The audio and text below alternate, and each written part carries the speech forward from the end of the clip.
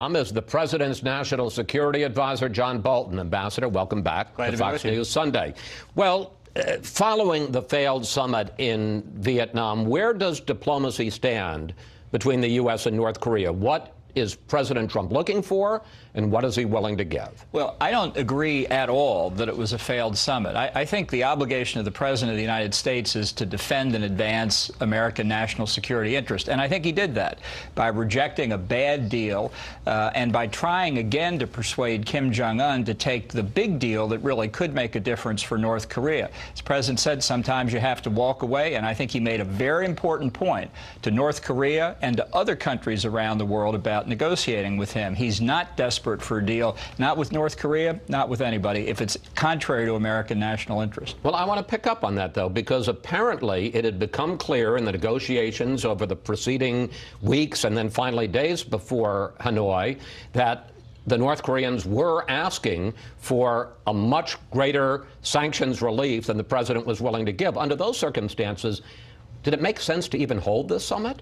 Well, you never know what the North Koreans are actually going to come with or if they're going to adhere to it. And a big part of the problem here in all these discussions where the experts are saying, well, the North Koreans will give up part of their program and the U.S. will release some of the economic sanctions, that has bedeviled prior administrations is the problem of incommensurability, that we're talking about things that don't have common measurements. And what North Korea has done consistently in the past is promise to denuclearize and then, by the way, not do it, to get economic benefits, which provide their economy a lifeline, get them out of the trouble they're in, and then allow them to go back to the nuclear program. That kind of mistake is exactly what President Trump said he would not permit in his administration, and he did not do it. You didn't really answer my first question, I'm now realizing, which is where do things stand, and what is the President, what does he want, and what's he willing to give?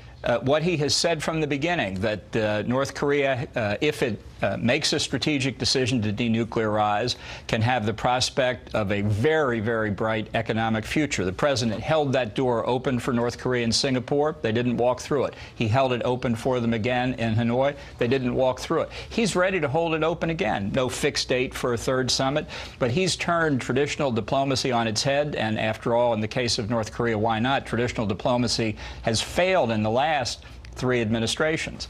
He was willing. You would agree it to, has failed so far with you, too. Well, after 8 months, I mean, he's got a record of 24 years of failure to stop North Korea from making progress on its nuclear program. But would you agree that so far this move with Kim has failed? I don't think we're in any worse shape than they were in past administrations. I think, in fact, we're in a stronger position because the maximum pressure campaign, as it's been called, of putting tighter economic sanctions on North Korea and enforcing those sanctions more effectively is what brought them to this point. And that program of maximum pressure will continue and I think have a real impact on Kim Jong Un. I want to ask you about exactly that, because before Singapore, the President said that he would not accept North Korea as a nuclear power. And here's what you told me last April.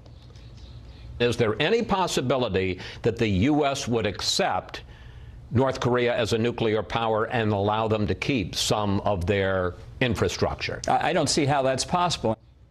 But this week, the President kept saying over and over again, there's no rush for North Korea to give up its nuclear weapons, to give up its missiles. The key is no testing. And according to intelligence reports, U.S. intelligence reports, in the last year, while they have not tested, North Korea has produced enough nuclear fuel for 5 to 7 more nuclear weapons. So I guess the question is, in effect, despite what you said, despite what the President said, aren't you accepting North Korea as a nuclear power? And haven't you, in fact, given a big concession, which is that in return for no testing, you've agreed to cancel major joint exercises with the South Koreans? No, I don't think the President sees it that way at all. The objective of making sure that North Korea denuclearizes is still the policy of the administration. And I think... But then why does it say no rush? That the fact is, at the moment, the leverage is on the side of the United States as the economic sanctions continue to take hold. There's no doubt over a protracted period of time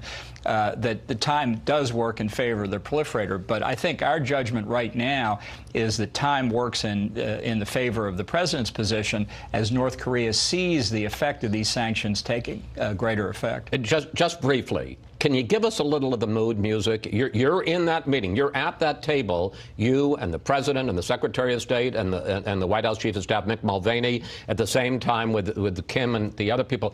How did it fall apart? Who said what? Well, I don't think it fell apart. I think the president... Well, all right. How did they end up leaving?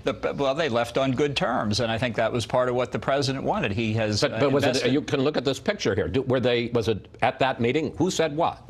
Well, there were several meetings, and it would take a long time, but I can tell you this. The president stressed to Kim Jong Un he thought progress had been made. He thought that there were still negotiations that were possible. I would say the North Koreans were very disappointed we didn't buy their bad deal. You know, that's life in the big city.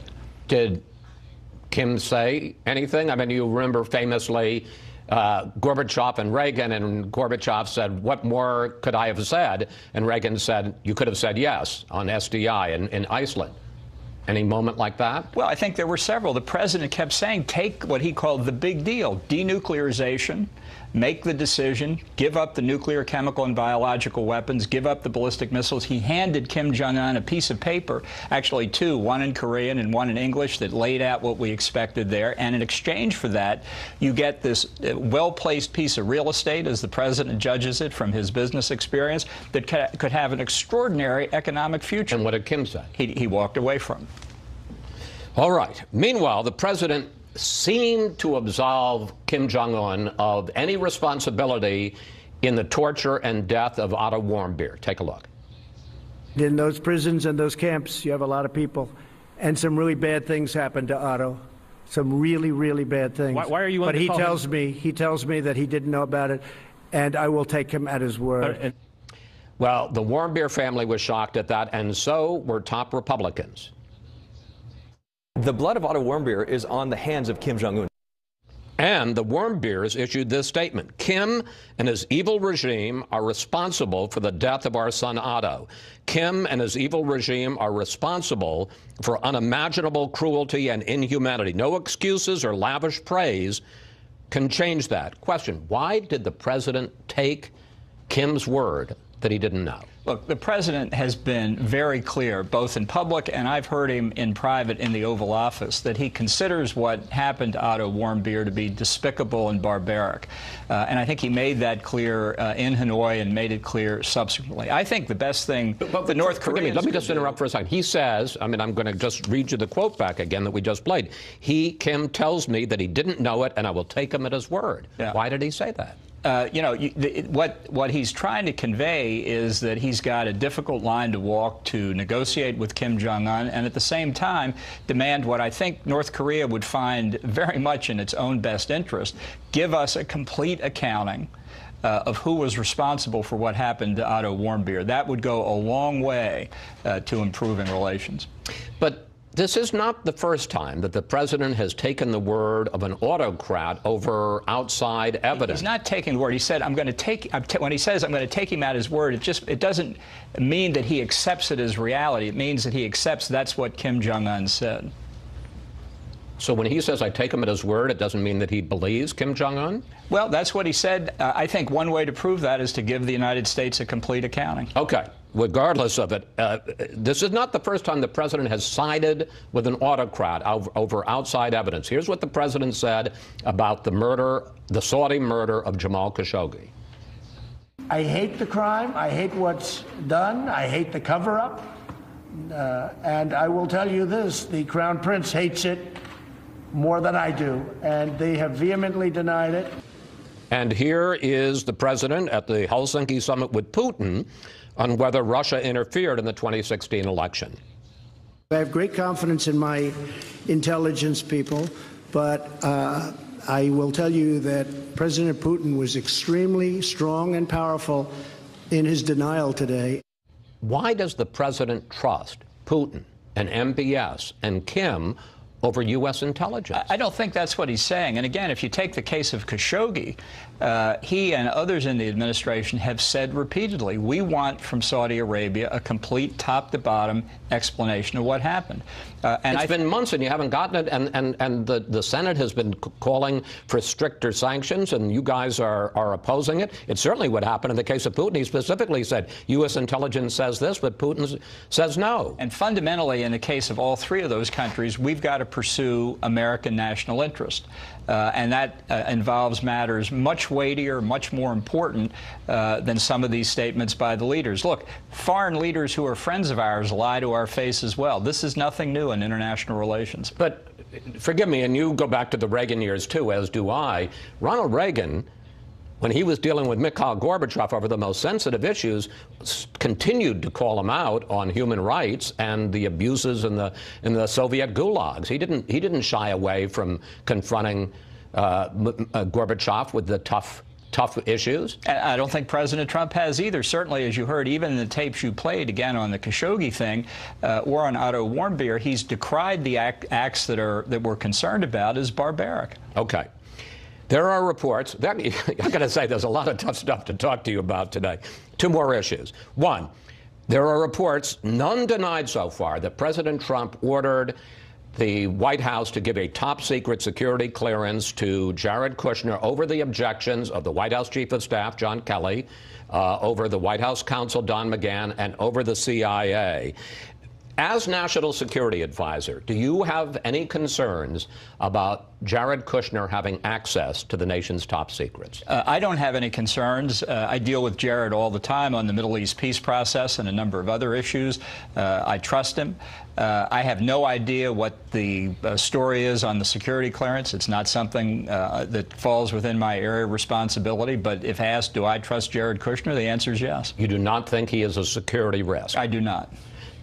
Other question on that, though. Will the White House meet a deadline tomorrow to turn over to the House all documents that they're seeking on White House security clearances? Well, you know, I'm involved in that since they have some nonsensical ideas about me, which I'll one day be free to discuss as a private citizen. But as a White House official, all I can say is the White House counsel and the Department of Justice are handling that, and whether I like it or not, I will leave it to them.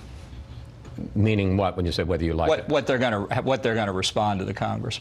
Do you know whether they're going to turn over the paper or not? I don't know. I think it's up to them. As I say, if I were a private citizen, I'd have a lot to say about this. Well, you know me too well. It's like you've dangled the piece of meat in front of me. Do you think that Congress doesn't have a right to that information? I think I've been, from my days at the Justice Department, a strong proponent of executive privilege and the ability of the executive branch to function free from unwarranted congressional interference. So if by chance that's the stance that the White House counsel and the Justice Department take, I'll be fine with that as a matter of constitutional law. I'm just saying, if I were unfettered by my official responsibilities, I'd be delighted to take on these allegations about me. Okay, final question. Venezuela. For all the declarations from you and from other top White House officials that, and the quote is, Maduro must go. The fact is he continues to hold on to power. There was this big face-off last week about humanitarian aid coming in or not. They were able to block it, generally speaking, with some defections.